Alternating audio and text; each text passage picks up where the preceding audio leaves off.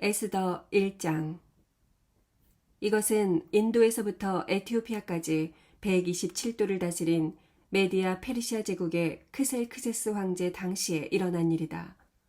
크셀크세스 황제는 수상궁에서 즉위한 지 3년 만에 성대한 잔치를 베풀고 그의 모든 신하들과 고위 관리, 그리고 메디아와 페르시아의 군 지휘관들과 각 도의 총독과 귀족들을 모두 초대하였다. 꼬박 6개월 동안 계속된 그 잔치에서 황제는 부강한 자기 제국의 화려함과 위엄을 과시하였다. 그 잔치가 끝나자 황제는 다시 수산성에 사는 모든 일반 백성을 위해 궁전뜰에서 7일 동안 잔치를 베풀었다. 그 뜰에는 흰 휘장과 푸른 휘장이 쳐져 있었는데 그것들은 자색의 가는 배줄로 대리석 기둥의 은고리에 매어 있었다. 그리고 은과 금으로 만든 긴 의자들이 검고 붉고 희고 노란 갖가지 대리석이 깔린 뜰에 놓여 있었다. 황제는 황실의 술을 한없이 내놓아 모든 사람에게 모양이 각기 다른 금술잔으로 마시게 했으며 황실 관리에게 명령하여 손님들에게 술을 억지로 권하지 말고 자기들이 먹고 싶은 대로 자유롭게 마실 수 있도록 하였다. 한편 황후 와스디도 황실에 있는 여자들을 위해 잔치를 베풀었다. 잔치 마지막 날에 황제는 얼근하게 취하자 기분이 좋아 그를 시중드는 7내시에 곧 무흐만, 비스다, 하르보나, 빅다, 아박다, 세달, 가르가스를 불러 황후 와스디에게 면류관을 씌워 데려오라고 명령하였다. 이것은 황후가 아름다움으로 잔치에 모인 모든 사람들에게 그녀의 미모를 보이고 싶었기 때문이었다. 그러나 황후 와스디가 내시들의 말을 듣고 오기를 거절하므로 황제는 화가 나서 견딜 수 없었다. 이 당시에 황제는 법적인 문제에 대하여 전문가들에게 물어보는 것이 상례로 되어 있었다. 그래서 그는 자기 측근에 있는 법률 문제 담당 자문관들을 불렀다. 그들은 가르스나, 세달, 아드마다, 다시스, 메레스, 마르스나, 무무간이었으며 이들 7사람은 메디아 페르시아 제국에서 가장 높은 지위를 가진 사람들이었다. 황제가 그들에게 물었다. 황후 와스디는 내시들을 통해 전한 이 크셀크세스 황제의 명령에 복종하지 않았다. 이럴 경우 어떻게 하면 좋겠느냐? 법에서는 무엇이라고 규정하고 있느냐? 그러자 무무간이 대답하였다. 와스디 황후는 황제에게만 잘못한 것이 아니라 황제께서 다스리시는 각 도의 모든 귀족들과 백성들에게도 잘못하였습니다. 황후가 행한 일이 제국 안의 모든 부인들에게 알려지게 되면 그들이 자기 남편을 무시하며 크셀크세스 황제가 와스디 황후에게 오라고 명령해도 황후는 가지 않았어요 하고 대꾸할 것입니다. 오늘이라도 페르시아와 메디아의 귀부인들이 황후가 행한 일을 들으면 그들의 남편에게 그런 식으로 말하여 남편을 멸시할 것이며 남편들은 분노를 느낄 것입니다. 그러므로 황제 폐하께서 좋게 여기신다면 칙령을 내려 와스디를 다시는 황제 앞에 나타나지 못하게 하고 그것을 페르시아와 메디아의 국법으로 정하여 변경할 수 없게 하며 황후의 위를 그보다 나은 사람에게 주십시오. 황제의 칙령이 이 광대한 제국 곳곳에 발표되면 빈부 귀천을 막론하고 모든 부인들이 자기 남편을 존경할 것입니다. 황제와 그의 모든 자문관들이 이것을 좋게 여기므로 황제는 무무간의 조언에 따라 각 민족의 언어로 모든 도에 칙령을 내려 모든 남편은 가장으로서의 권위를 가지고 자기 집안을 다스리라고 하였다. 2장. 후에 크셀크세스 황제는 분노가 가라앉자 와스디가 행한 일과 자기가 내린 칙령을 곰곰이 생각하였다. 그때 황제의 자문관들이 이렇게 말하였다. 아름다운 처녀를 찾아보는 것이 어떻겠습니까? 황제 폐하께서 전국 각도의 관리들에게 명령하여 아름다운 처녀들을 모두 수산궁으로 불러오게 하고 그들을 궁녀 담당 내시인 해기에게 맡겨 그들의 몸을 아름답게 가꾸게 한 후에 황제께서 제일 마음에 드는 여자를 와스디 대신 황후로 삼으십시오. 황제는 이 제안을 기쁘게 받아들여 즉시 실행하도록 하였다. 그때 수산성에 모르드게라는 유다 사람이 살고 있었다. 그는 베냐민 지파 사람으로 야일의 아들이며 시므이의 손자이고 기스의 증손이었다. 전에 바빌론의 느부갓네살 왕이 유다의 여호야긴 왕과 백성을 예루살렘에서 포로로 잡아갈 때 모르드게도 함께 잡혀갔다. 그에게는 하다사라고도 부르고 에스더라고도 하는 사촌이 있었는데 그녀는 얼굴이 곱고 몸매가 날씬한 아름다운 처녀였다. 그 부모가 죽자 모르드게는 그녀를 자기 딸처럼 키웠다. 황제의 칙령이 반포되자 많은 처녀들이 수산성에 모여들었다. 이때 에스더도 그들과 함께 황궁으로 이끌려가서 궁녀 담당 넷이 헤게의 지시를 받았다.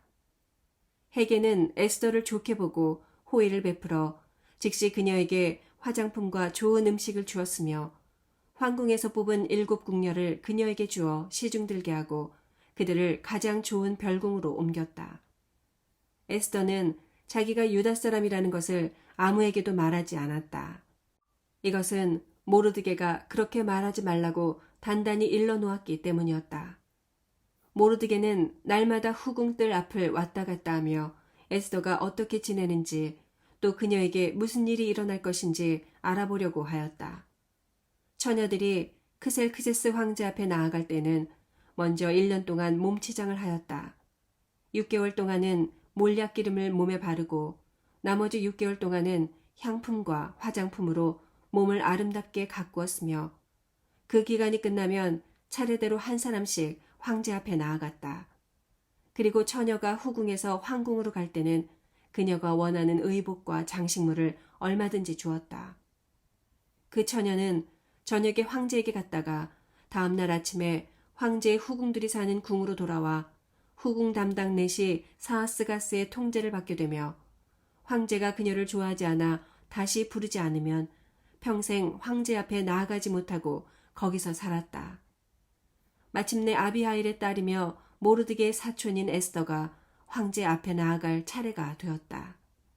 에스더는 궁녀 담당 넷이 헤게가 지시한 것 외에는 다른 것으로 치장하지 않았으나 그녀를 바라보는 모든 사람에게 호감을 주었다.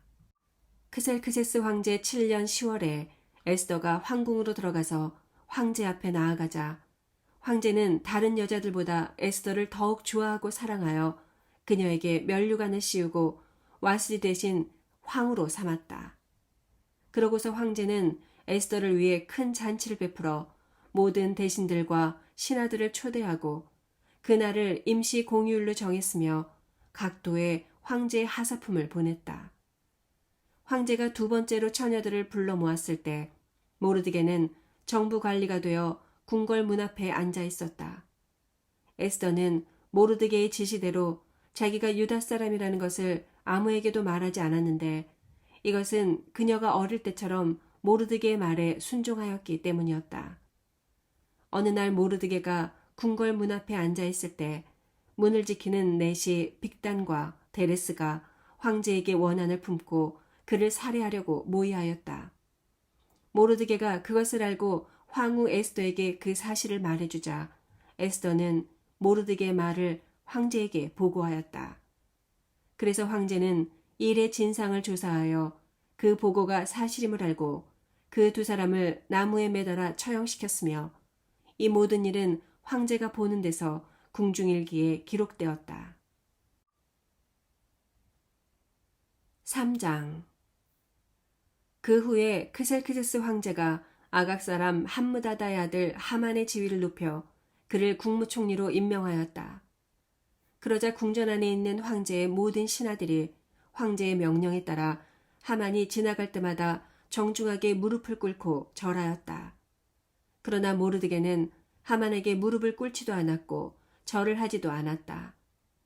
다른 신하들이 모르드게에게 너는 어째서 황제의 명령에 복종하지 않느냐 하고 물으며 날마다 순응하라고 권했으나 그는 자기가 유다 사람임을 밝히고 끝까지 거절하였다. 그러자 그들은 모르드게가 무사할 수 있을 것인지 보려고 그 일을 하만에게 보고하였다. 하만은 모르드게가 자기에게 무릎을 꿇지도 않고 절하지도 않는 것을 보고 화가 머리끝까지 치밀어 올랐다. 더구나 모르드게가 유다 사람이라는 말을 듣고 그는 모르드게만 죽일 것이 아니라 페르시아 제국 안에 있는 모든 유다 사람들을 전멸시키기로 결심하였다. 크셀크세스 황제 12년 1월에 하만은 명령을 내려 자기 계획을 수행할 가장 좋은 때를 제비로 정하도록 했으며 그 날짜는 그해 12월 13일로 결정되었다. 그러고서 하만은 황제에게 이렇게 말하였다. 황제의 제국 안에 한 민족이 여러 도에 흩어져 살고 있는데 그들의 법은 다른 민족의 법과 달라서 황제의 법령을 지키지 않고 있습니다. 만일 그들을 이대로 내버려 둔다면 황제 폐하께 유익이 되지 못할 것입니다. 폐하께서 좋게 여기신다면 조서를 내려 그들을 모조리 죽여버리십시오. 그러면 제가 이 업무를 수행하는 사람들을 위해 은 340톤을 국고에 들여놓겠습니다.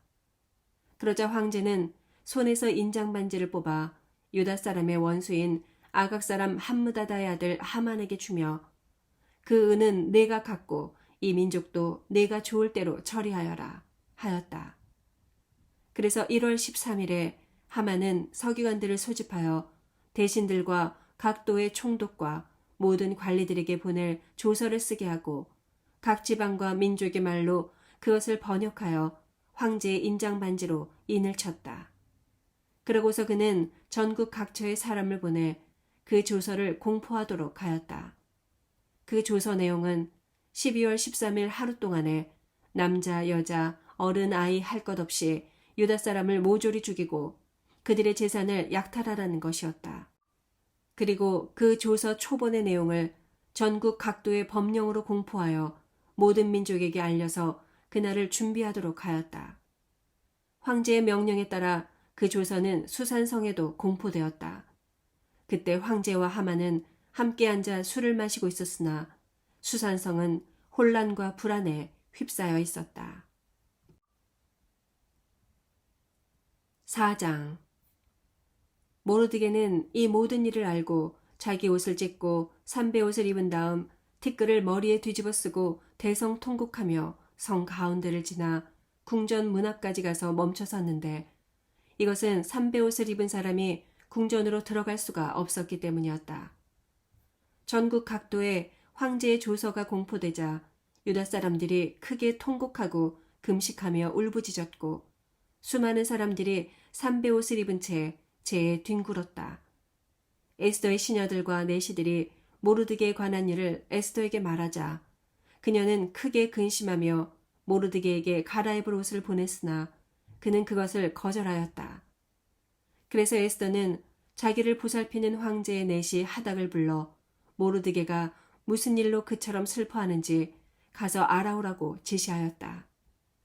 하닥이 궁전 문 앞 광장에 있는 모르드게에게 갔을 때 모르드게는 자기에게 일어난 일과 하만이 유다 사람들을 몰살시키기 위해 국고에 들여놓겠다고 약속한 돈의 정확한 액수까지 말해주었다. 그리고 유다 사람을 몰살하라고 수산성에 내린 조서 사본을 하닥에게 주며 이 모든 상황을 에스더에게 설명하고 에스더가 황제에게 가서 자기 민족을 구해달라는 간청을 하게 해달라고 부탁하였다. 하닥이 돌아와서 모르드게가 한 말을 에스더에게 보고하자 에스더는 하닥에게 다시 가서 모르드게에게 이렇게 말하라고 일러주었다. 황제의 신하들과 백성들이 다 아는 일이지만 남자든 여자든 부르지도 않았는데 안뜰에 들어가서 황제에게 나아가면 누구든지 죽음을 당하도록 되어 있습니다. 단 한 가지 예외는 황제가 금오를 내밀었을 때 그 사람이 사는 경우입니다만 황제가 나를 부르지 않은 지가 30일이나 되었습니다. 그가 모르드게에게 에스더의 말을 전하자 모르드게는 에스더에게 이런 회답을 보냈다. 내가 황궁에 있다고 해서 모든 유다 사람들 가운데 너 혼자만 살아남을 줄로 생각하지 말아라. 이런 때에 내가 말없이 가만히 있으면 우리 유다 사람들은 다른 방법으로 구원을 받을 것이지만 너와 내 집안은 패망하게 될 것이다. 네가 황후가 된 것이 이런 때를 위한 것인지 누가 아느냐. 그러자 에스더는 모르드게에게 다시 이런 회답을 보냈다. 수산성에 있는 모든 유다 사람들을 모아 아무것도 먹지 말고 마시지도 말며 나를 위해 밤낮 3일 동안 금식하며 기도해 주십시오. 나도 내 시녀들과 함께 금식하겠습니다. 금식 기간이 끝나면 내가 법을 어기는 한이 있더라도 황제에게 나아가겠습니다. 내가 만일 그 일로 죽어야 한다면 기꺼이 죽겠습니다. 그래서 모르드게는 가서 에스더가 말한 것을 다 수행하였다. 5장. 금식한 지 3일째 되는 날에 에스더가 황후의 예복을 입고 황궁 안뜰에 나아가서 섰다. 그때 황제는 옥좌에 앉아 황궁 문 쪽을 바라보다가 뜰에 에스더가 서 있는 것을 보고 사랑스럽게 여겨 손에 들고 있던 금홀을 쭉 내밀었다. 그래서 에스더가 가까이 가서 그 홀의 끝을 만지자 황제는 에스더 황후, 무슨 일이오? 당신의 소원이 무엇인지 말해보시오. 내가 나라의 절반이라도 당신에게 주겠소. 하였다. 그때 에스더는 제가 황제를 위해 오늘 잔치를 마련해 놓았습니다. 황제 폐하께서 좋으시다면 하만과 함께 참석해 주십시오. 하고 대답하였다. 그러자 황제는 에스더의 잔치에 참석할 수 있도록 하만을 급히 부르라고 명령하였다. 그러고서 황제는 하만과 함께 에스더의 잔치에 참석하였다. 그들이 술을 마실 때 황제는 다시 에스더에게 물었다. 당신의 소원이 무엇인지 말해보시오. 내가 들어주겠소. 만일 당신이 나라의 절반을 요구한다고 해도 내가 그것을 허락하겠소. 그러자 에스더가 대답하였다. 만일 황제 폐하께서 나를 좋게 여기셔서 기쁘게 내 요구를 들어주시고 싶다면 하만과 함께 내일도 제가 베푸는 잔치에 나오십시오. 그때 저의 소원을 말씀드리겠습니다. 그날 하만이 잔치 자리를 떠날 때는 무척 기분이 좋았다. 그러나 그는 모르드게가 궁궐 문 앞에서 일어나지도 않고 조금도 두려운 기색이 없이 그대로 앉아있는 것을 보고 화가 치밀어 올랐다. 하지만 그는 분노를 참고 집으로 돌아가 친구들과 자기 아내 세레스를 한자리에 불러 모아놓고 자기의 부귀와 많은 자녀와 그리고 황제가 그 누구보다도 자기에게 높은 지위를 준 일들을 자랑하며 이렇게 덧붙였다. 어디 이뿐이겠는가. 에스더 황후가 베푼 잔치에 황제와 함께 초대받은 사람은 나 하나밖에 없었는데 황후는 내일도 황제와 함께 오라고 나를 초대하였다.